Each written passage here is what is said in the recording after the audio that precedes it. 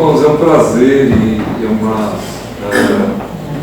é um sentimento de gratidão que nós temos pela vida do Pércio, que faz parte, portanto, desse nosso ministério, né?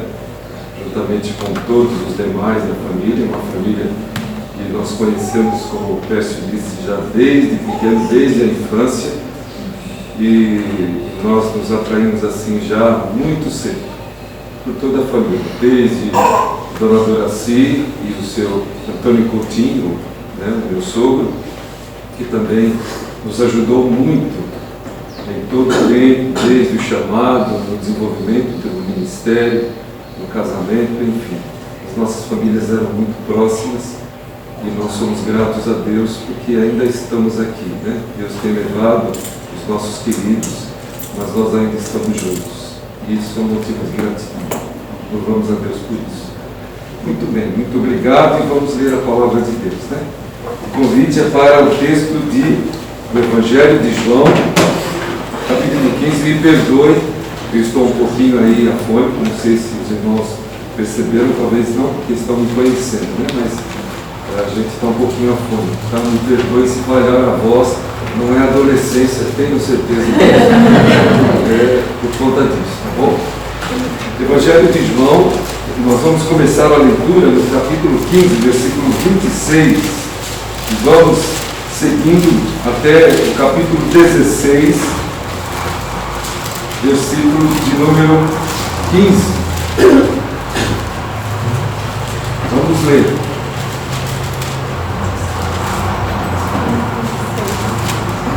Repetindo, 15, versículo 26, então, capítulo 16 até o versículo 15.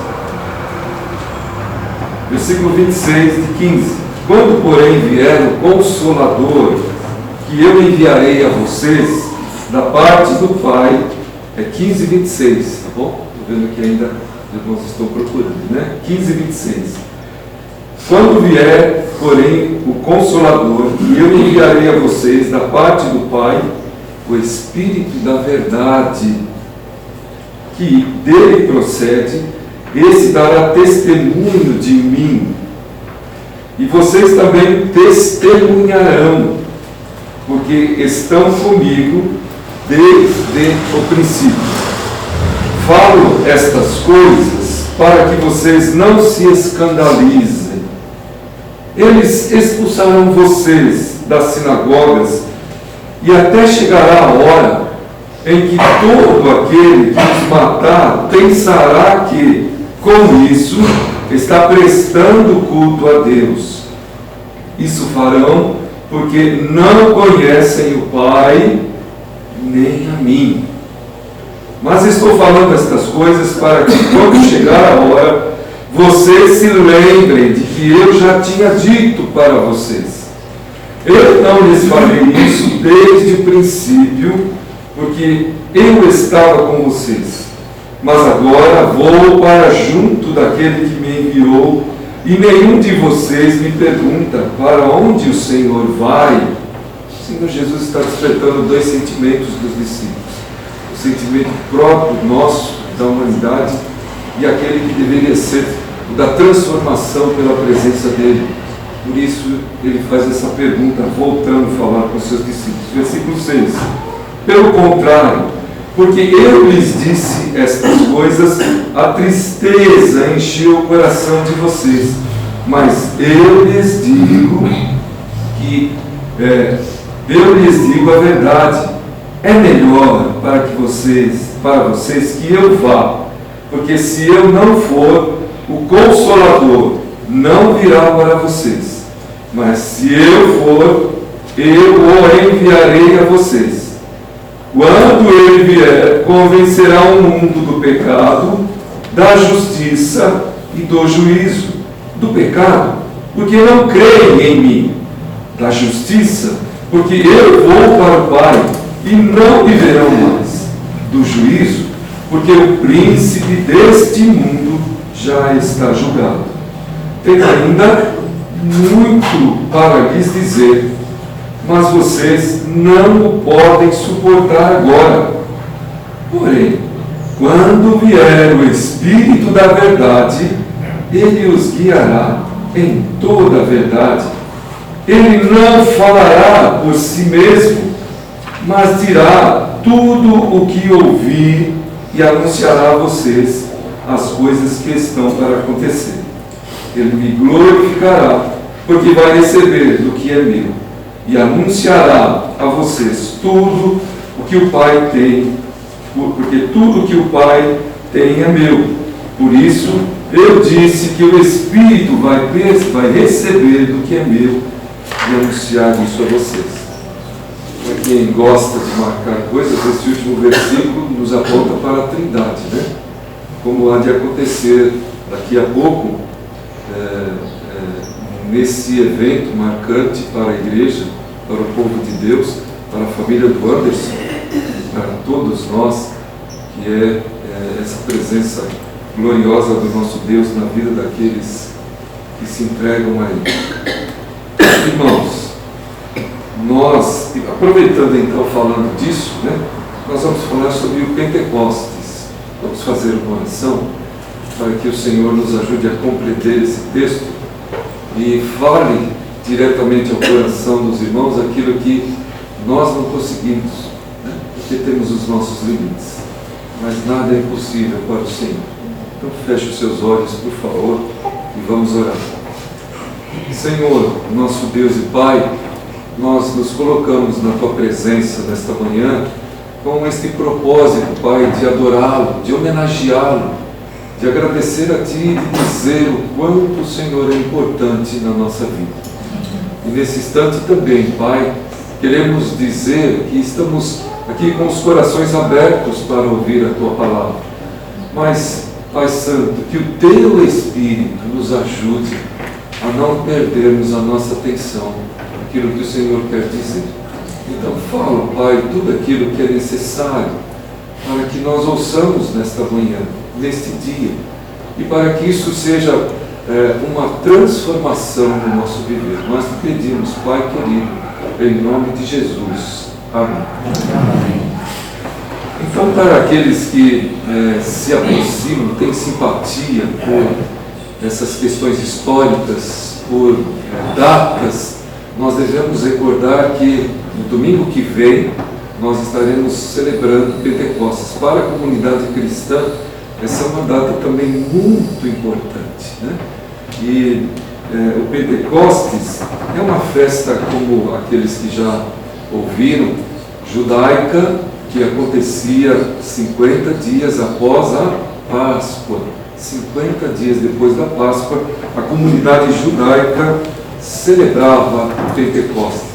Para nós é importante também fazermos uma avaliação se, por exemplo, marcos como estes são lembrados a partir da motivação da sua existência. E é justamente isso que nós gostaríamos de, nessa oportunidade, meditar com os nossos irmãos. Por que o povo de Israel se reunia nesse tempo? Qual era a motivação? Quais eram as motivações? Por que a igreja cristã adotou essa data para si? Por que ela recebeu para si essa data? Qual o sentido da igreja cristã celebrar também essa data que é o Pentecostes? Então, vamos conversar um pouco sobre isso, irmãos. Vamos pedir que o Senhor nos ajude a compreender esse tema tão importante no calendário cristão, na história da igreja cristã. Esta celebração inicia-se em obediência às determinações de Deus. Se vocês abrirem o texto de Levíticos, capítulo 23, versos 15 a 25, ou Deuteronômio, capítulo 16, versos de 9 a 15, vocês vão encontrar as instruções divinas para o surgimento desta celebração. A princípio, era uma festa agrícola, que acontecia no lugar do cultivo da terra, mas se encaminhava até o lugar estabelecido por Deus para a congregação do povo. À medida que se lançava da foice para a cega, para a colheita, iniciava-se, portanto, esse período de festividades. Vejam Deuteronômio, capítulo 16, versículo 9. Prosseguia, portanto, até o lugar estabelecido pelo Senhor, e durava 7 semanas. Estão fazendo a ligação? 7 semanas dá quanto tempo? 49 dias. Acontecia, portanto, esse período de festividade no meio da comunidade de Israel. Era uma santa convocação. O que quer dizer? Era um acontecimento, um evento, mas eles guardavam isso, entendendo que era da vontade do próprio Deus que isso acontecesse. Assim como nós nos reunimos, né? Hoje, por exemplo. Os irmãos entendem que é da vontade de Deus que estejamos aqui juntos? Para o irmão estar aqui, é uma santa convocação.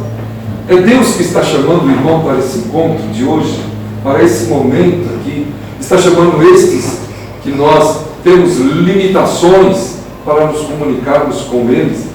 Nós entendemos que Deus também nos está chamando para conosco nos encontrarmos com o Senhor. É santo para o irmão nesse momento. Assim era para a comunidade de Israel. Acontecia em um ambiente de muita alegria. De muita alegria. Qual é a maior expressão de alegria nossa, no nosso corpo? Talvez seja o nosso sorriso, o nosso rosto, né?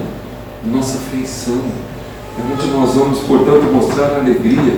Quando nós acordamos no domingo de manhã, nós conseguimos fazer isso, dar esse testemunho, como diz o Salmo: alegrei-me, vamos à casa do Senhor. Alegrei-me quando me disseram, vamos à casa do Senhor. Mas não era só de alegria, era um momento onde todos participavam. Já disse, era uma santa convocação.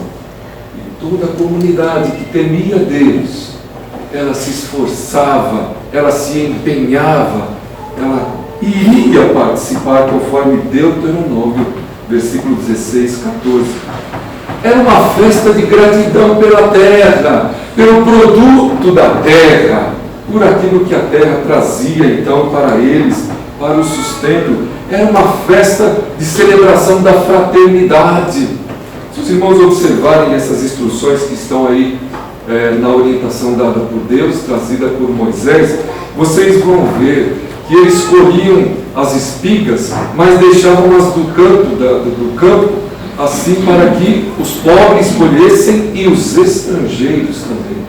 Era uma festa, portanto, de fraternidade, era uma festa entre os povos e era uma reafirmação do compromisso e de compromissos com Deus, com suas vontades e com o próximo.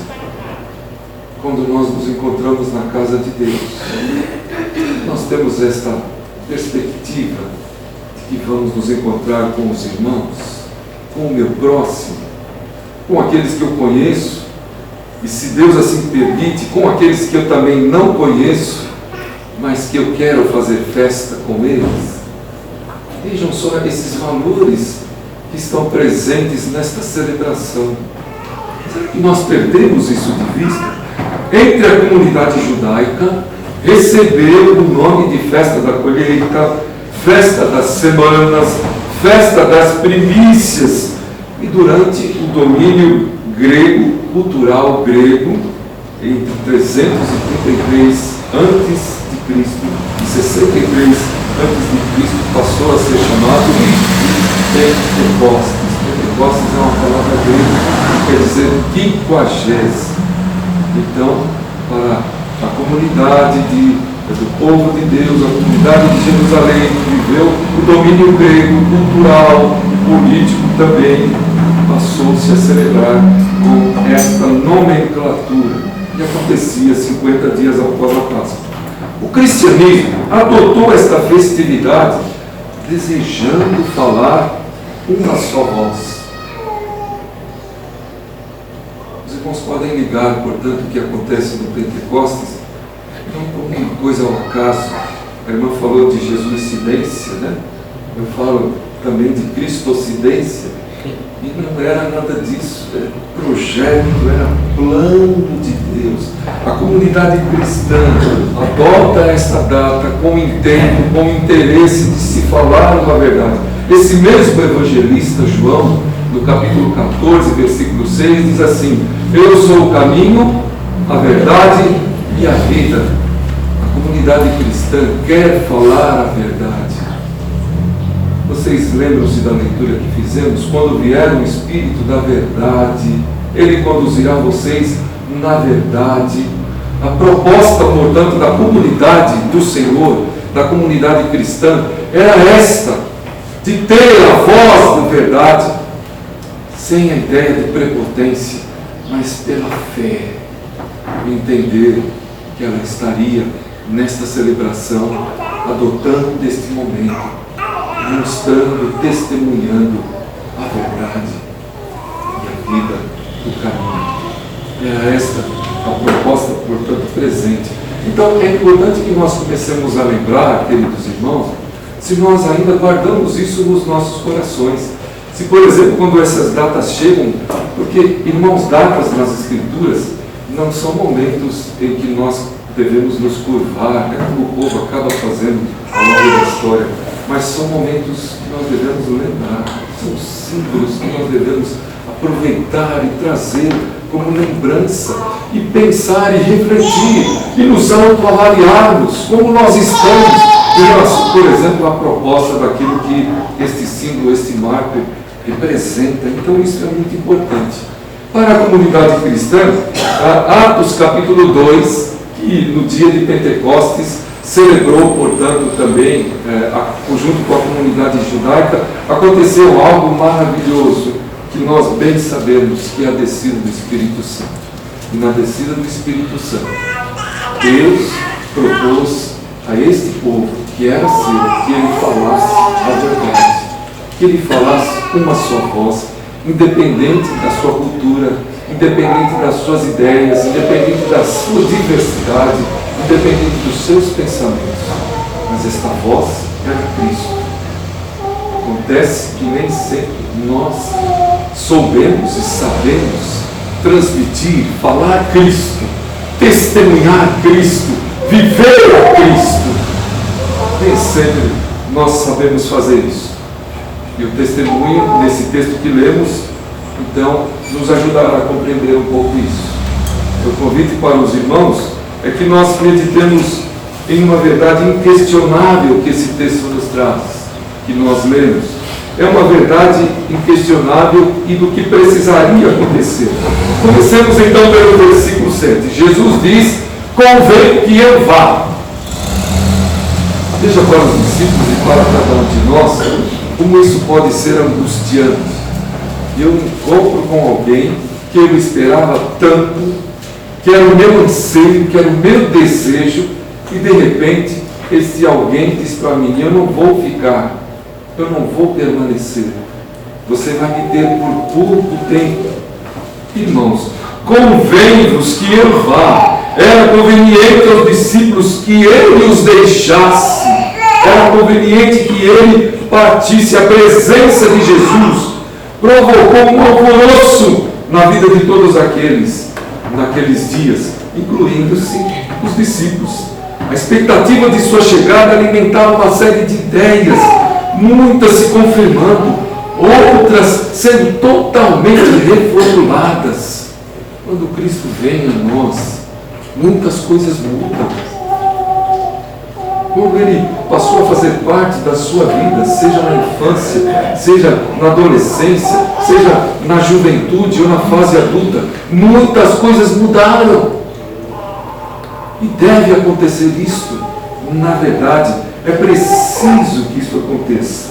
Porém, acontecia também alguns sentimentos que não eram proveitosos. Vejam só, naqueles dias os discípulos estavam preocupados em se assentar à direita e à esquerda de Jesus na instauração do reino. Não era uma coisa que Jesus desejasse que eles se preocupassem. Não era algo que Jesus desejasse que eles se preocupassem. Havia naqueles dias também aquele ambiente de preocupação, e especialmente nesse momento aqui do texto que lemos, Jesus está falando para eles de uma traição. Jesus está dizendo a eles que alguém o iria trair. Não era algo agradável, não era um ambiente proveitoso, não era um ambiente aprazível. Mas Jesus estava dizendo a eles, eles começaram a se perguntar: será que serei eu? Vejam só, irmãos, para aqueles discípulos que caminharam com o Mestre 3 anos, eles ficaram a se perguntar como se não se conhecessem, como se não conhecesse aquele com quem eles andavam. Na sua vida, talvez isso não tenha acontecido. Alguns momentos de fraqueza, alguns momentos de tropeço, onde você passa a se questionar: mas Senhor, é isso mesmo que está acontecendo comigo? Por que estas coisas estão acontecendo comigo? Porque o Senhor permite. Porque é assim.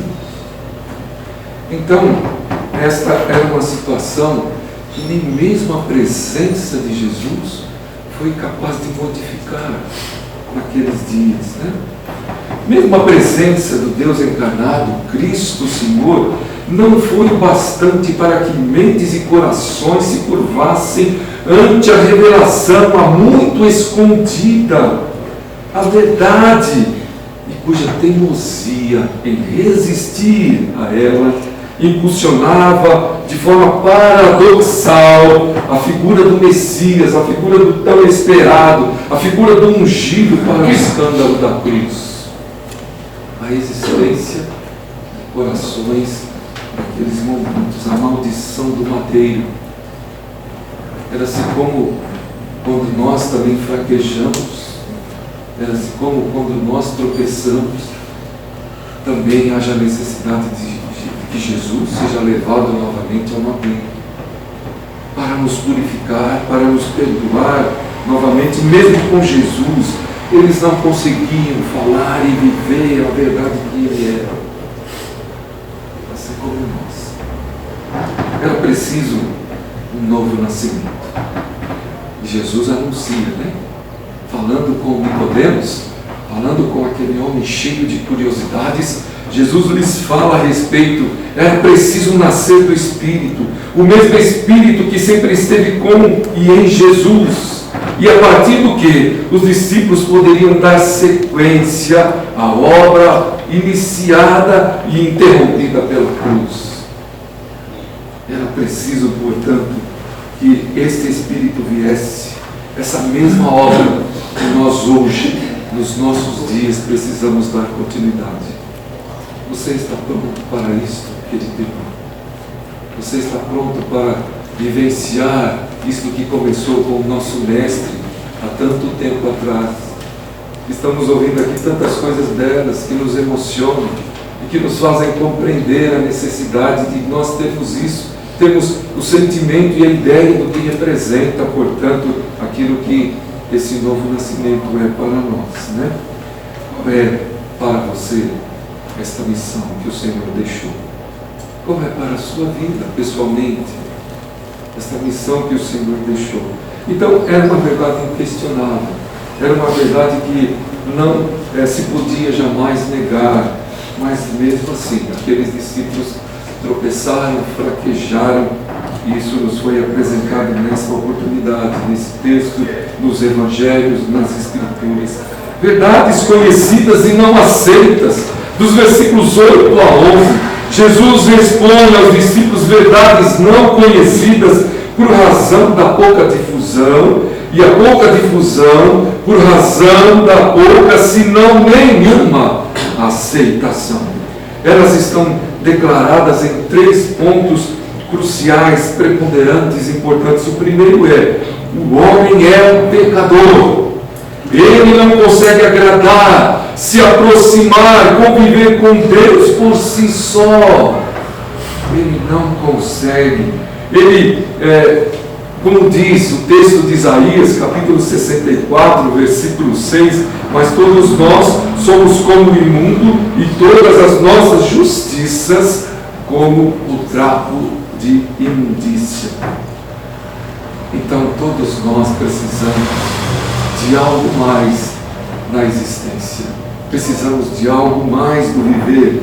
O segundo ponto muito importante e que também não é aceito simplesmente, a aproximação de Deus só se torna possível por um ato da sua deliberação, da deliberação do próprio Deus. Foi Ele que projetou, foi Ele que planificou, foi Ele que veio a nós. Os critérios estabelecidos para que isso se dê vêm de Deus e na prática da história se realiza com a encarnação do Filho de Deus. Portanto, Jesus, que é o Filho encarnado de Deus, vem de Deus e volta para Deus. E por fim, o terceiro ponto: não existe outro meio para que o homem se relacione com Deus e por consequência viva, já que esta separação é a morte. Irmãos, o nosso temor humano, carnal, natureza nossa, é o entendimento de que a morte é a separação da matéria daquilo que é imaterial, né? Para aqueles que se aprofundam mais, a matéria do espírito, da matéria da alma, mas na verdade, a morte é nos separarmos de Deus, porque só nele há vida. Esta separação é morte, tão temida e tão questionada pelos seres humanos.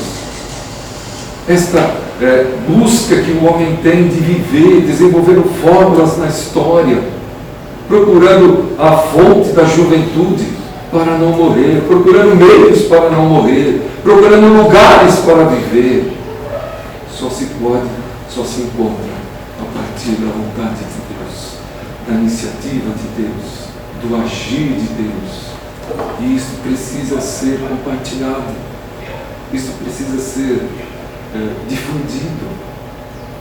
Irmãos, não há formas, não há poderes físico, humano, espiritual que nos levem a esta existência. Aliás, Deus também estabeleceu que todo aquele que tentar antecipadamente saiba que está condenado e não terá sucesso. Não só entre os discípulos, mas a própria história da humanidade tem mostrado que esses três pontos são altamente questionados. Não há aceitação, não há proclamação, não há rendição. Nós lemos o versículo de Romanos há pouco, né? E eles, de certa forma, traduzem isso que estamos aqui falando também. A não ser pela presença do Espírito. Jesus disse que Ele convenceria o mundo do pecado, da justiça e do juízo. O convencimento requer uma rendição, requer uma declaração de incapacidade, de impotência, um coração que se vê dominado sem resistência, conforme Provérbios 23, 26, que nos diz: dá-me, filho, o teu coração, e os teus olhos se agradem dos meus caminhos. Sem o Espírito, essas verdades não serão uma única palavra, pronunciada por uma única voz, a voz daqueles que se renderam diante de suas incapacidades próprias, como as dos discípulos, ressaltadas por Jesus. Por exemplo, Tomé: não sabemos para onde vamos, Senhor, como saberemos o caminho? João 14,5. Filipe: Senhor, mostra-nos o Pai, e a isso nos basta. João 14,8. O Judas, não o Iscariotes: por que razão o Senhor se manifestará a nós e não ao mundo? João 14,22. São verdades insuportáveis. É maravilhoso ler e ouvir os relatos das vidas daqueles discípulos depois da vinda do Espírito Santo. Mas vale a pena refletir os termos, características deste livro. Será que Pedro, que temeu uma serva que o associava com os seguidores de Jesus, seria capaz de enfrentar o Sinédrio, como se deu em Atos capítulo 4, versículo 19? Será que os irmãos Tiago e João, que pediam privilégios a Jesus por intermédio de sua mãe, seriam capazes de vender suas próprias propriedades, e bens, e distribuir o produto entre todos, conforme Atos capítulo 4, capítulo 2, versículo 45? Será que Timóteo, um jovem tímido, filho de mãe judia e pai grego, se tornaria um líder dos mais influentes e respeitáveis à frente de uma igreja situada onde graçava, onde estava assim à vontade a idolatria e as divindades, como Diana dos Efésios? Por eles mesmos, com certeza não. Eis a razão porque Jesus disse a eles o seguinte: tenho ainda muito que vos dizer, mas vós não podeis agora. João 16, versículo 12.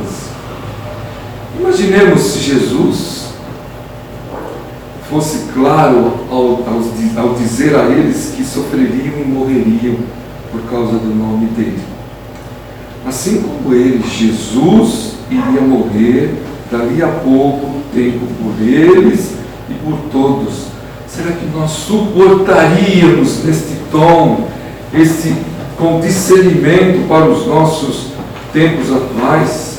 Somente o Espírito Santo poderia e pode levar o ser humano voltado para si mesmo, egoísta, a entender que os valores deste mundo, tão decantados no tempo presente, não servem para a formação de um mundo cujo Rei e Senhor é capaz de dar a sua própria existência para todos. É um discurso insuportável. De certa forma, nós somos os produtores do atual sistema de vida.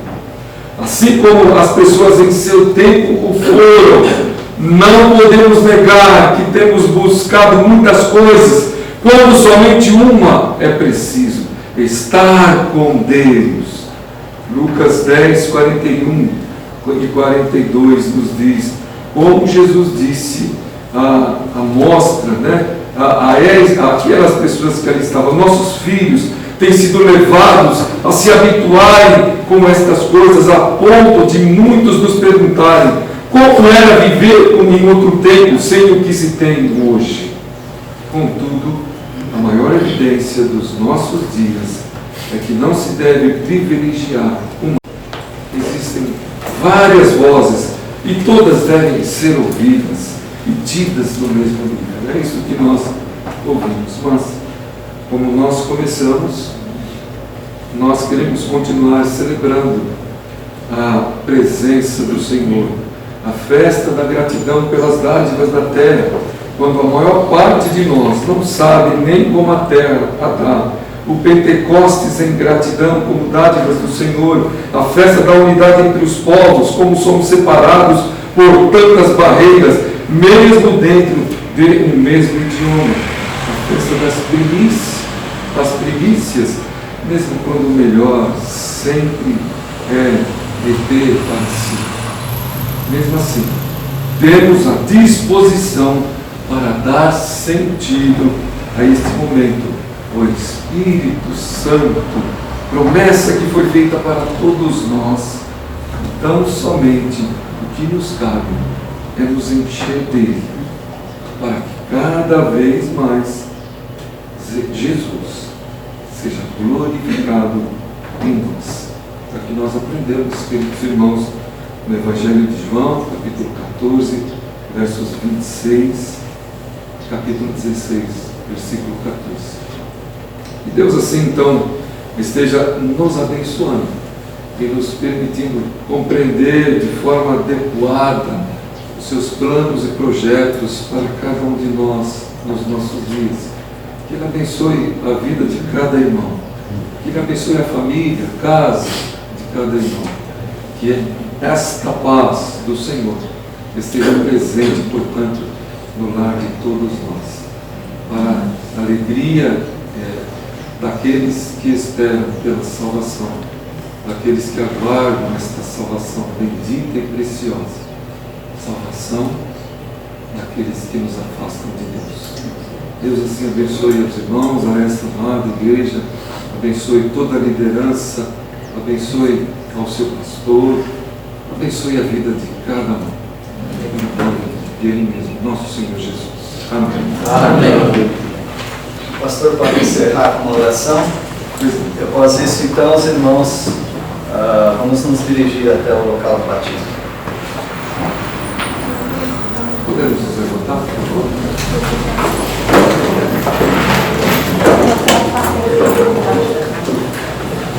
Pai Santo querido, na Tua santa presença, Senhor, nos alegramos, porque o Senhor é bom, porque as Tuas misericórdias têm estado sobre nós.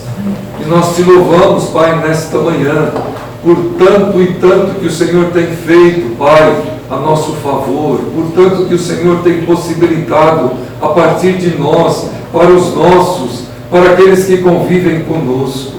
Pai Santo e querido, nós queremos exaltá-lo pelo dom de Jesus, pela sua salvação que vem a nós, pela sua preciosa e bendita salvação, pelo anúncio, Pai, de que a sua vontade é que tantos outros se cheguem a Ti. Nós Te bendizemos, Senhor, porque um dia o Senhor nos alcançou, para que nós pudéssemos ser instrumentos, para que tantos outros se acheguem a Ti. Nós Te louvamos, Pai, pela vida desta igreja, pela vida desses Teus filhos que aqui estão. Pai bendito, que aqui continue-se proclamando o nome bendito e precioso de Jesus. Que esta salvação irradie, que esta salvação se espalhe por este lugar e pelos lares de todos aqueles que carecem de se voltar para o Senhor, que é a nossa origem, é de Ti que viemos. Tu nos criaste, Pai, para o louvor da Tua glória. E nós Te pedimos, nos livra, nos liberte, Pai, de tudo aquilo que nos separa desses Teus planos de vida, desses Teus planos de salvação. Ser com o Teu povo, com a Tua igreja neste lugar, e que esta cidade, que esta região, que este local possa, Senhor, conhecer esta preciosa e bendita salvação que nós temos em Cristo Jesus, nosso bondoso e amável Salvador. Pois é em nome dele que oramos. Amém. Amém.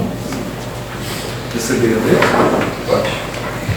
Que a graça de nosso Senhor e Salvador Jesus, que o amor eterno e insondável de Deus, nosso Pai, que a comunhão, que o consolo, que a vida do Santo Espírito estejam com os irmãos aqui reunidos e com o povo de Deus espalhado por toda a face da terra, desde agora e para todos sempre. Amém. Amém. Amém.